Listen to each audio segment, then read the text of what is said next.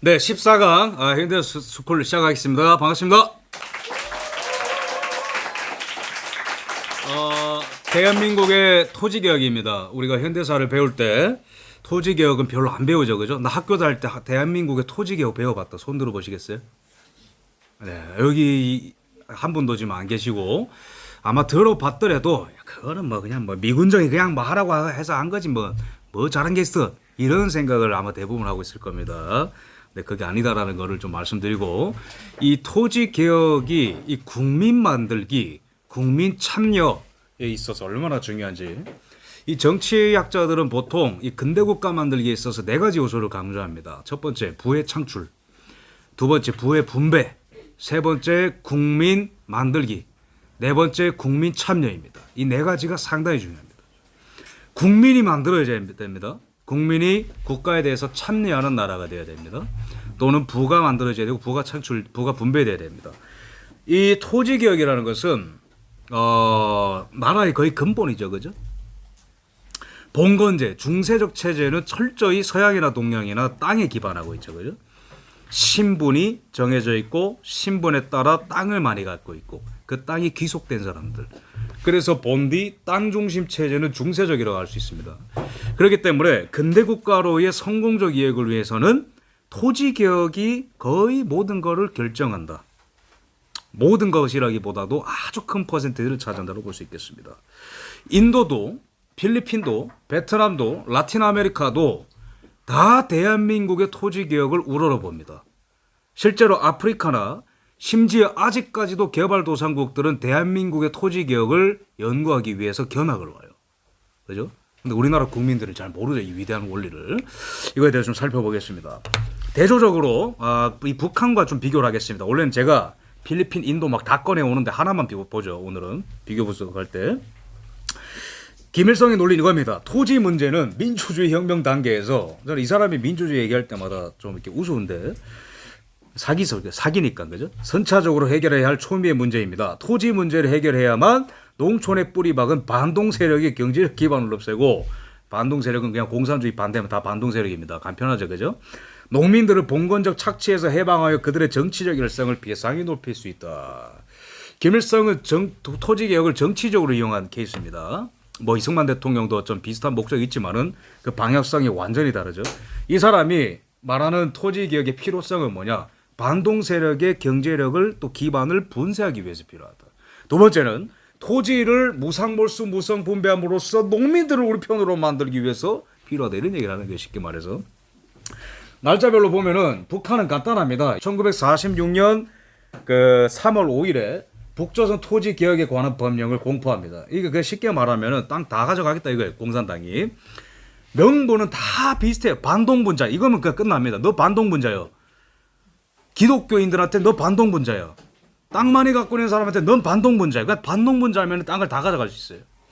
그래서 친일파, 반동분자, 종교인, 지주 이런 사람들이 각기 다른 명목으로 다 땅이 다 뺏깁니다.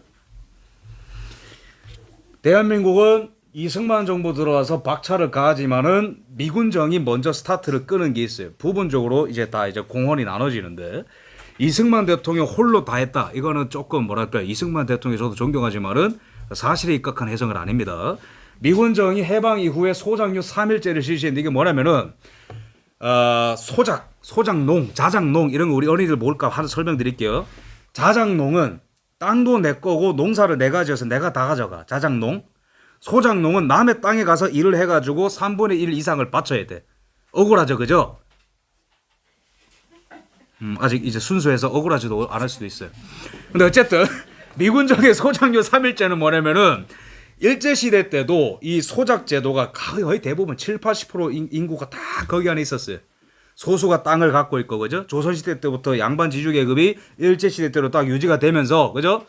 그 다음에 소수가 땅을 다 가져 있어. 평범한 농민들은 다 가가지고 거기서 일을 해야 됩니다. 근데 미군정이 딱 들어와가지고 3일제를 실시했는데 소작한 그 양의 3분의 1 이상을 바치게 하지 마라. 그러니까 농민들을 조금 이제 먹고 살게끔 도와주겠다는 거예요. 왜? 안 그러면 혁명 나니까. 미군정이 그렇게 한 거예요. 근데 남한뿐만 아니라 미군정이 당시에 영향력을 미치고 있었던 필리핀, 베트남 모든 나라에 다 똑같은 거의 정책을 썼습니다. 그죠? 공산주의와의 대결하고 있었기 때문에. 그 다음에 미군정이 일본으로부터 뺏은 땅을 농민들한테 분배하겠다 했어요. 근데 이때는 정확한 어떤 방침이나 정책 같은 것이 정해져 있지 않았기 때문에 대부분 농민이 참여하는 그런 느낌은 아니었습니다. 그런 그림은 아니었어요. 그 뒤에 대한민국 건국 이후에 농지개혁법이 이제 국무회의에 상정이 되고 법이 공포가 되고 법이 바뀌고 세부적으로 다듬어져서 1959년 한 10년 차가 되면은 농지 대가 그러니까 이제 땅값의 보상이 96% 정도 이루어지고 상환율 그러니까 이제 분할해서 납부하게 돼 있었습니다. 당시 농민들이 상환도 98.7% 되면서 퍼센테이지는 연구기관마다 다 다른데 어쨌든 한 10년 정도 되면은 토지 개혁이 어느 정도 완수되었다. 이런 평가를 받습니다. 아주 장기적으로. 박정희 정권 넘어가서까지 이 토지 개혁이 더 마무리가 되어야 되는 정산하고 그죠? 뭐 이제 이 여기 문서에 따르면은 그 김똥개의 땅이라는데 실제로 보면 김철수의 땅이고 뭐 그런 것들 조정하고 그죠? 그런 것들이 있는 거예요. 그러면서 이 대한민국 같은 경우에는 조선 500년 동안 없었던 일반 평범한 사람이 내 땅을 갖는 엄청난 일이 생기는 거예요. 근데 문제는 북한도 어렴풋이 보면 약간 비슷합니다. 땅 줬잖아요, 여기도. 그죠? 근데 근본적인 첫 번째 차이가 뭐냐면은 소유권이 없어요. 땅을 받았는데 소유권이 없고 매매권이 없다라는 것은 이 땅을 내 마음대로 처분할 수 없다라는 것은 두 가지가 제약된다는 겁니다. 거주 이전의 자유가 없다는 거예요. 왜? 당이 다 컨트롤하니까. 그래서 제가 사기라고 하는 거예요. 쉽게 말하면 사기다. 땅을 주겠다라고 말하지만은 소유권을 인정 안 하면은 당이 컨트롤하고 있는 땅 안에 그 박혀 있는 인민들인 거예요. 그럼 조선 시대랑 이게 다른 게 뭐죠 도대체? 조선 시대 때는 양반 지주 계급이 딱 땅을 다 갖고 있어요. 북한은 뭐죠? 당이 땅을 다 갖고 있다라는 거예요.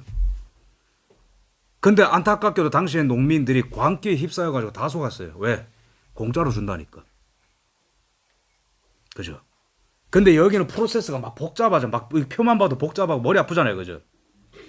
근데 여기는 아주 합리적이지만은 당시에 이제 한민당을 비롯한 땅을 많이 갖고 있는 부자들은 속상했지만 이승만 대통령이 주장했던 거는 양쪽 다 어느 정도 만족시켜야 된다. 땅을 갖고 있지 않는 사람들한테는 대가 지불함으로써 땅을 갖게끔 유도를 하고 그래서 국민 만들기, 국민 참여하게 만들고 반대로 원래 땅을 갖고 있었던 이 자산 계급도 소외시키면 안 된다. 이 사람들도 분할로 장기적으로 대가를 분명히 돌려받게끔 해야 된다. 그래야 이 사람들이 산업계급으로 상승할 수 있다고 바라본 거예요. 그죠? 상당히 합리적이고 구체적인 방법입니다. 하나씩 보죠. 당시에 북한이 선동할 때 썼던 그림입니다. 이 보면은 여기에 소수의 뭐 지주 뭐 이런 표현이 있어요. 나머지는 다 소장농이다. 그러니까 지금도 그런 선동하는 사람 많죠. 1%의 그 부자들이 전 세계 부의 뭐 50% 갖고 있다. 그거 막 하잖아요. 그죠? 많이 보죠? 똑같아요. 지금도 뭐 1%의 막 이 지주가 막 나머지의 이 소장농을 다 소유하고 있다. 피를 빨아먹고 있다. 이런 선동을 하는 거예요. 선동이라기보다도 거의 맞는 말인데 방법론이 틀렸죠. 그죠? 이때 당시에는 이제 거의 흡사했습니다. 통계치를 보면은. 그래서 김일성이 이걸 발표하니까 북한 주민들이 신한 거예요. 이거 북한의 당시의 실제 사진입니다. 토지 개혁 법령 만세 이러면서 북조선 임시민위원회 만세 이러면서 환영하고 있는 거예요. 또 가도 행진을 벌이는데 이거 내용이 다 뭐냐면은 토지를 우리한테 줘서 땡큐다, 김일성 만세다 이런 거 다 고붙이고 거리 행진을 하는 거예요. 북한 주민들이 자발적으로. 이 법안 내용을 보면은 일본인 소유 박탈한다. 조선 민중의 반역자. 너무 추상적이잖아요. 뭐가 반역이죠? 반역의 정의가 뭘까요, 도대체?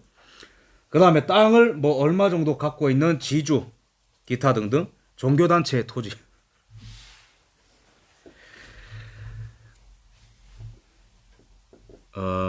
법이라서 다 법이 아닙니다. 법적으로 한다고 하는 게 다 합법이 아니에요. 그죠?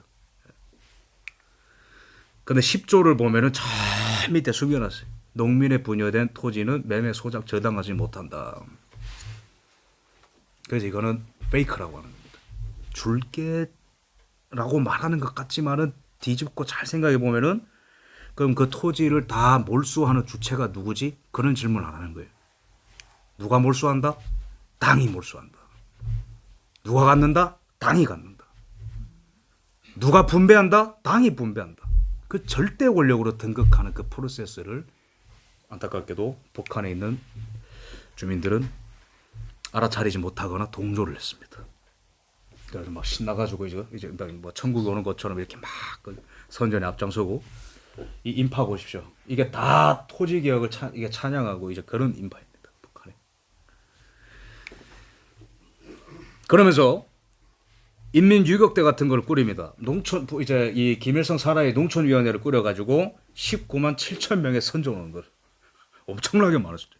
19만 7천 명을 전국을 쫙 풀어가지고 그죠? 땅이 분배가 된다더라. 전국에 선전을 해야 될 거 아닙니까? 막 돌아다니는 거예요. 그 다음에 3.1운동 27주년 기념 행사에서는 북한의 전 지역에서 낫과 호미를 맨 300여만 명의 농민들이 토지를 요구하며 대중적 시위를 전개했다. 북한 분들한테는 죄송하지만 모든 전체주의는 인민의 동의를 먹고 자랍니다. 하나도 예외가 없어요. 레닌의 전체주의도 다 인민의 동의를 먹고 자랐어요. 이게 정확하게 소련의 공산화랑 똑같고 중국의 공산화랑 똑같습니다. 레닌이 첫 번째 공공의 적을 삼을 때 러시아 종교회를 제가 이제 공격하고 시작했다 말씀드렸죠.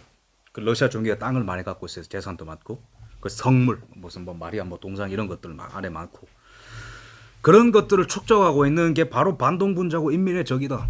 인민들한테 기독교를 러시아 종교를 조롱하라고 이런 그 파티 같은 걸 열어줬어요. 근데 인민들이 좋다고 그걸 다 따라다녔습니다.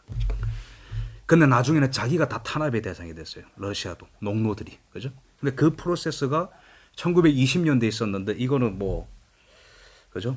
그런 예고편을 이때 일반 사람들은 잘 모르니까 이런 끔찍한 행렬에다 이게 들어갔던 겁니다.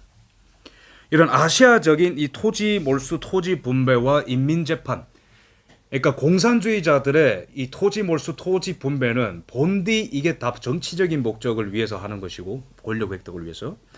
그리고 혁명 재판, 인민 재판을 동원하게 되는데 거의 법적 절차 없이 다 그냥 마음에 안 드는 사람들이 다 쓸 나갑니다.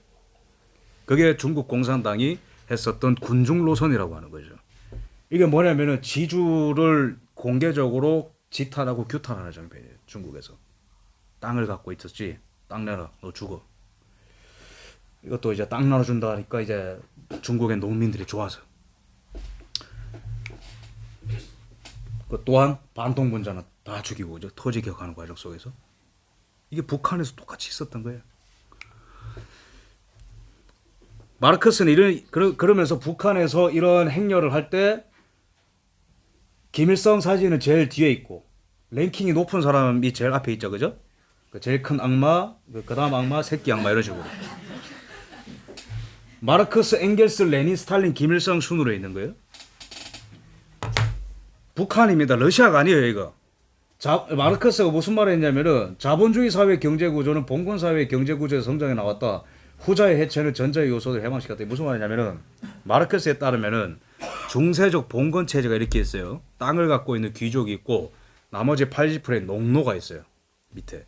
근데 이게 정확히 해체가 되면서 자본주의 사회로 이행이 되는데 이 구조가 똑같이 생산 수단을 갖고 있는 공장이나 기업을 갖고 있는 사람이 예전에 지주처럼 군림하게 되고 예전에 농노로 땅에 박혀서 일하던 사람들이 공장 노동자가 된다.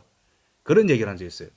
근데 그건 역사의 법칙에 따라서 다 그렇게 된다고 마르크스가 얘기했는데 그 뒤에 따르는 레닌과 이런 친구들은 그 역사적 이행 단계를 못 기다리는 혁명가들입니다. 말이 좋아 혁명가지 사기꾼들이죠. 그죠? 마르크스의 전통 이론에 따르면 그냥 이렇게 된다. 흘러간다. 그래서 이 도시 노동자들, 산업 노동자들이 전 세계적인 봉기를 일으키면서 세계는 유토피아로 끝난다. 능력에 따라 일하고 필요에 따라 분배받는 그 유토피아로 끝난다. 근데 레닌과 김일성과 모택동을 이 그 트랜지션 기간을 기다린 사람들이 아니에요. 그러니까 억지로 농민들 다 등용해가지고 혁명 일으킨 케이스입니다. 그래서 리차드 파이프스라고 하는 학자는 공산주의는 그냥 권력 쟁취를 위한 수단 그 이상 그 이하도 아니다. 그런 얘기를 했어요. 그 사람은 소련에서 탈출한 다음에 미국에서 하버드 그 교수한 분이거든요. 역사학자. 그러니까 러시아의 그 생태를 아는 거예요. 레닌이건 스탈린이건 뭐 이런 사람들이 아무리 혁명이고 천국이라는 걸 얘기해도 잘 들여다보면은 이 사람들 중에 마르크스 이론에 대해서 순수하게 관심 가진 사람 거의 없고 그냥 이제 선동하고 권력 잡기 위해서 그냥 이런 거를 이용하는 것일 뿐이다. 그 중에 뭐 어떤 사람은 뭐 좀 더 공부하고 덜 공부하고 그런 차이는 있어요. 이 사람들 중에서도. 근데 어쨌든 이런 일이 일어났다. 토지개혁 이후에 공산당 회원이 무려 80배 폭증합니다. 북한에서. 1945년 12월에 4,500명 규모였던 공산당 회원이 36만 명으로 폭증을 한 거예요. 땅을 주니까. 그죠? 그 다음에, 근데 그제 이 선동에 넘어갈 만한 게 보면은, 지주들이 일제시대 때부터 갖고 있었던 게 해방 이후에 얼마 안, 58.2%. 그죠? 그러니까 소수의 지주가 너무 큰 땅을 차지하고 있는. 그러니까 빈농들 같은 경우는 총 북한 경지 면적 중에 5.4%밖에 못 갑니다. 많은 사람들은 약간의 땅만 갖고 있고 약간의 사람은 많은 땅을 갖고 있으니까 이 김일성이라는 선동에 전 이 북한의 전 지역에 들썩들썩하는 거예요. 대한민국의 모델을 좀 봅시다. 이 한국 농지개혁과 농업생산이라는 논문을 제가 보면서 가장 균형 있게 다뤘다 그런 생각을 해서 제가 인용을 좀 합니다. 한국의 토지개혁 같은 경우에는 너무 이승만 중심으로 서술하거나 영웅 중심 사관이라고 하죠. 또는 미군정한테 모든 공로를 돌리거나 아니면 그냥 그 별거 아니다 뭐 이런 어떤 논리들이 많은데 그나마 제가 가장 균형 잡힌 것 같아서 좀 이제 인용을 하겠습니다. 이 해방 이후에 농업종사 인구가 77%입니다. 그러니까 대다수라는 거죠, 그죠? 이 해방 이후에 한국인들 이 이남 지역의 77%가 농업종사 인구다. 그래서 중요하죠. 그다음에 농가 중에 자작농은 14%밖에 안 된다. 그러니까 내 땅을 갖고 일하는 사람이 14%밖에 안 된다. 아주 이제 열악한 상황이고. 근데 이게 이 병폐가 얼마나 오래됐냐면은 다산 정약용 선생인데 이분이 남긴 말 중에 이런 말이 있어요. 화가 나가지고 이분이 이 나라를 어떻게 된 게 아무 일도 안 하는 양반들이 이 나라의 재산을 다 갖고 있냐. 땀 한 방울 흘리지 않는 양반들이 농민들의 또는 노비들의 노동의 대가를 다 착취하는 것을 보고 붕괴를 한 일이 있어요. 다산정약용이. 그만큼 조선시대 내내 끊이지 않았던 병폐입니다. 그죠? 일제시대 때로 그게 이어졌던 거예요. 근데 이제는 숙제가 근대 국가를 만들어야 되는데 북한 또는 소련 또는 이 중국식의 선동은 아주 쉬워요. 프로세스가. 그죠? 세계관을 천사와 악마, 선과 악을 나눈 다음에 모조리 때려잡아라. 이러면 선동이 다 되는데 이 자유국가 만들기에 있어서 토지개혁은 이 프로세스가 간단치가 않습니다. 그래서 이제 여러 해 동안 여러 이제 일이 조치가 취해지는 때 미군정이 이제 해방 이후에 소장료 3일제 그러니까 3분의 1 이상 이제 가져가지 마라 소장료를 땅 주인은 이렇게 하고 조치를 하고 그다음에 일본이 토지 전부를 몰수하고 그다음에 3월 22일 48년 3월 22일에 토지 개혁을 단행함으로써 이 일본인들의 자산과 일본인들의 토지를 다 이제 뺏은 다음에 이거를 이제 한국의 일본 평민들한테 나눠주는 조치를 이제 취했습니다. 하지만 이때는 여러 가지 정치적인 이슈가 또 많았고 미군정이 이거에 몰두를 온전히 할 수 없는 상황이었고 또 5월 10일에 총선이 있었던 등 할 일이 많았기 때문에 집중적으로 이게 되지 않았죠. 그러면서 이 해방 이후에 건국이 됐고 근데 여기서 이승만 대통령과 이 한민당에 엄청난 충돌이 생깁니다. 이승만 대통령이 제가 이 국회 프락치 사건에서는 좌익들과의 투쟁을 말씀드렸고 미국과의 투쟁을 말씀드렸어요. 근데 이런 동일 시기에 한편에는 한국의 이 지주 세력 또는 전라도 지주 세력 기반의 한민당 이 세력과 엄청난 충돌이 있었는데 그게 바로 토지개혁과 관련된 이제 싸움이 있었던 거예요.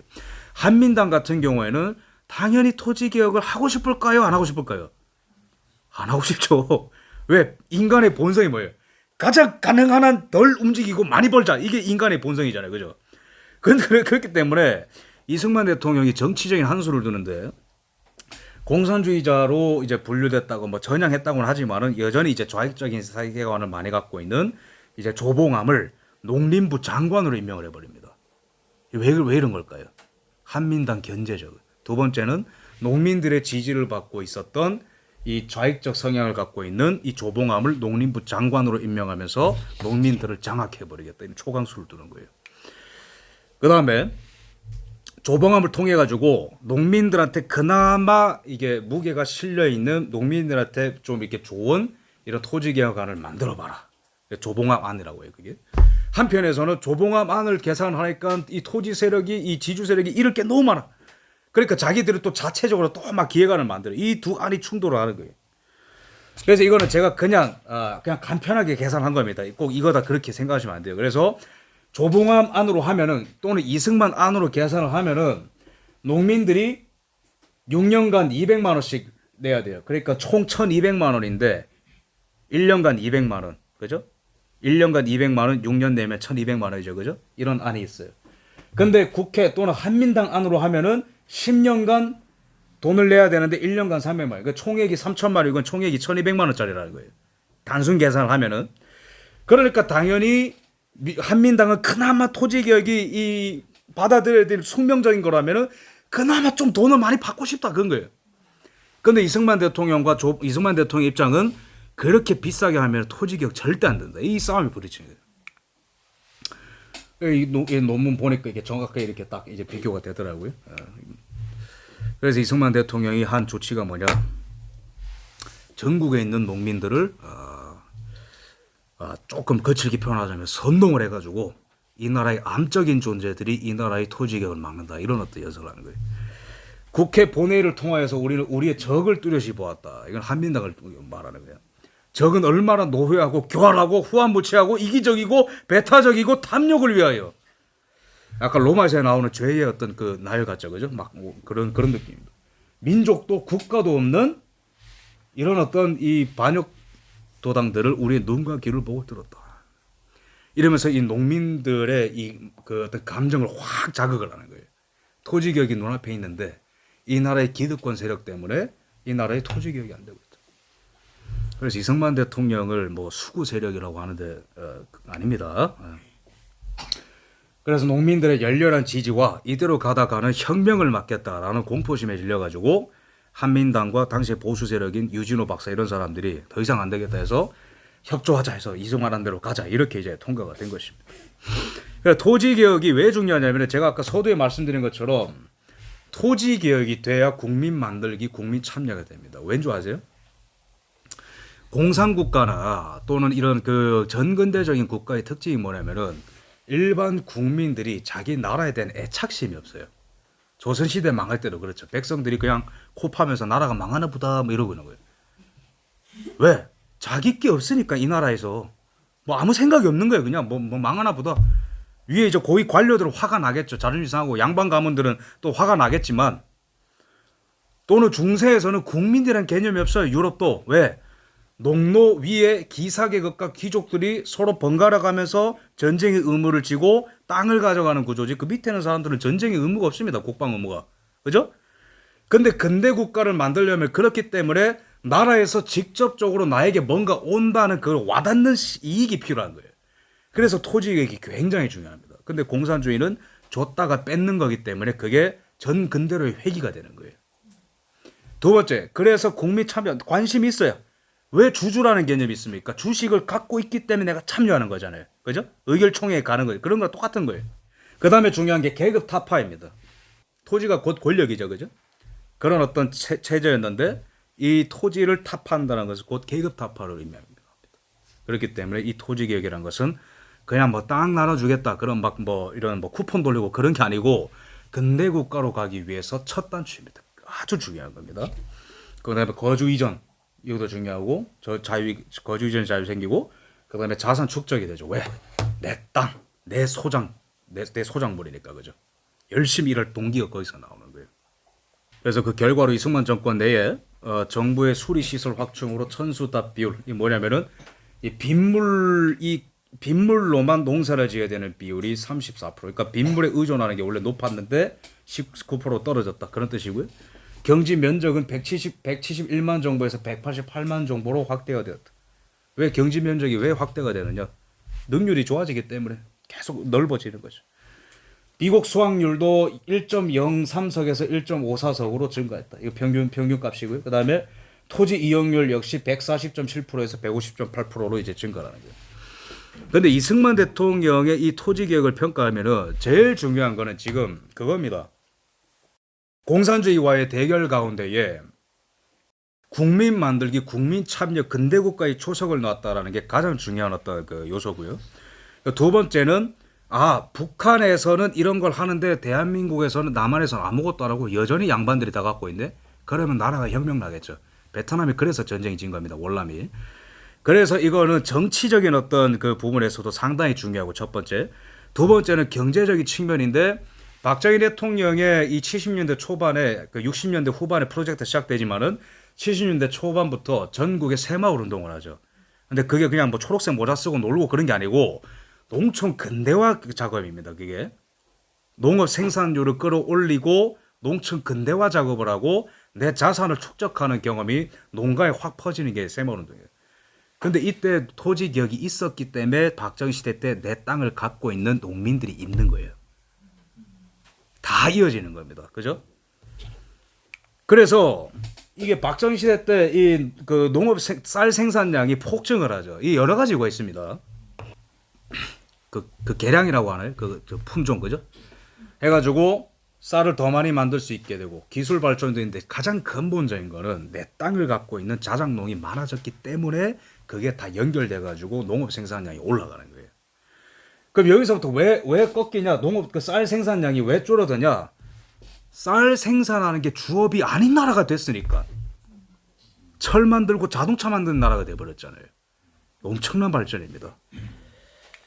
근데 대한민국은 이미 그 1970년대에 쌀 생산량이 409만 톤이에요. 연간 평균값으로 하면은. 근데 북한은 지금 2015년에도 195만밖에 안 됩니다. 이 왜일까요? 단순합니다. 내 땅이 아니기 때문에 그런 거예요. 내 땅이 아니기 때문에. 어차피 만들어서 땅에 갖다 바쳐야 되는데 누가 열심히 일합니까? 그죠? 이 소유권이 그래서 이 자유와 번영으로 이어지는 겁니다. 그죠? 이 근본적인 차이. 뭐 쌀 생산량 차이뿐만 아니라 이 1990년대의 중반에 북한에 아주 끔찍한 일이 있었죠. 약 300만 명의 주민들이 아사에서 죽는 고난의 인물이 있었어요. 묘지입니다. 토지개혁 중요합니다. 그죠? 어떤 차이가 나는지 명확히 보이죠? 그러면 그거는 그냥 뭐 미군정이 그 먼저 초석을 놨고 당시에 뭐 이승만이 그냥 뭐 얻어 걸린 거 아니냐? 그리고 그게 뭐가 그렇게 중요한데 난 모르겠고 나는 영원히 대한민국을 저주할란다 그런 사람이 있을 수 있어요. 그런 사람들한테 이런 반대 케이스를 보여줘야 되는데 이 사람이 그 월남의 고딘 디엠 대통령이에요. 이 사람이 캐톨릭 신자였어요. 그리고 프랑스의 비호를 받았던 사람이고 그 다음에 미국의 비호를 받았던 사람이고 완벽히 똑같진 않지만은 베트남과 대한민국을 비교했을 때 굉장히 어떤 이 외세의 어떤 그 외세와 어떤 함께하고 또 이제 해외 어떤 그 지식 같은 거를 서양의 지식을 많이 흡수했고 그리고 캐톨릭 세력과 함께한 세력 이 대통령이 이 사람인데 이 사람의 최대 패착이 뭐냐면 토지 개혁입니다. 토지 개혁을 할 때 이 사람이 편파적으로 캐톨릭 세력에게만 땅을 거의 다 몰아줬어요. 그럼 일반 농민들은 다 소외되죠. 그러니까 북베트남의 게릴라 선전이 잘 먹히는 겁니다. 너네 땅 안 주지 우리는 땅 주는데. 국민국가 만들기가 안 되는 거예요. 이 나라가. 월남이. 그냥 망한 게 아닙니다. 하나씩 보죠. 남베트남 지주가 토지를 거의 차지하고 있었다. 50에서 70%를 46년에서 54년 갖고 있었다. 우리나라 상황과 거의 비슷하죠. 그죠? 이러면서 갈등이 있었다. 이것도 우리나라 상황이 똑같아요. 미국의 압력이 있었다. 이것도 우리나라 상황이 비슷합니다. 그래서 토지를 소수가 많이 가져가지 못하도록 법령을 만들어라. 미국이 압력까지 했어요. 근데 당연히 정치를 리더가 안 움직이면 안 됩니다. 일이. 그래서 중국과 타이완인들은 한도의 30배를 넘는 토지를 여전히 갖고 있었다. 그러니까 이 베트남 법령이 명시하고 있는 한도의 30배를 넘는 그 토지를 대만 사람들과 거의 비슷하죠. 이때는 국민당 계열의 중국인들과 중국 공산당 사람들이 막 다 갖고 있었다. 가톨릭 교회는 1,500km 평방 킬로미터에 해당하는 토지를 갖고 있었다. 그 결과 남베트남의 토지 중 단 13%만이 농민 소유다. 토지 개혁이 안 된 거예요. 인구의 10%가 토지 55%를 차지했다. 그게 이제 50년대에 해결이 안 된 거예요. 그러면서 60년대로 넘어가는데 월남이 얼마나 북베트남보다 셌는지 미군이 전투기와 헬기와 막 다 줬어요. 근데로 졌습니다. 65년에 망하죠. 베트남이. 그래서 보트 피플이 생기죠. 다 도망가죠. 그죠? 근본적으로는 물리적인 싸움의 열세였다기보다도 이 정치적인 싸움에서 패한 겁니다. 그래서 We want peace, 평화를 원한다. 이런 어떤 좌익 게릴라들이 남베트남에서 막 활기를 칠 수 있을 정도로 구멍이 숭숭 뚫린 채였어.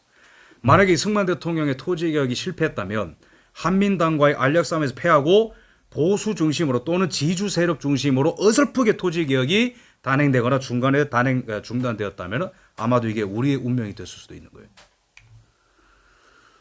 네, 토지개혁 여기까지 하고 다음 15강에서는 한국전쟁으로 가는 길, 드디어 한국전쟁 일부를 시작하도록 하겠습니다. 이 토지개혁을 좀 요약을 하겠습니다. 토지개혁 상당히 중요합니다. 첫 번째, 국민 만들기, 그리고 국민 참여 측면에서 상당히 중요합니다. 그 어떠한 국민도 추상적인 이념에 따라서 국민 참여와 국민 만들기에 참여하지 않습니다.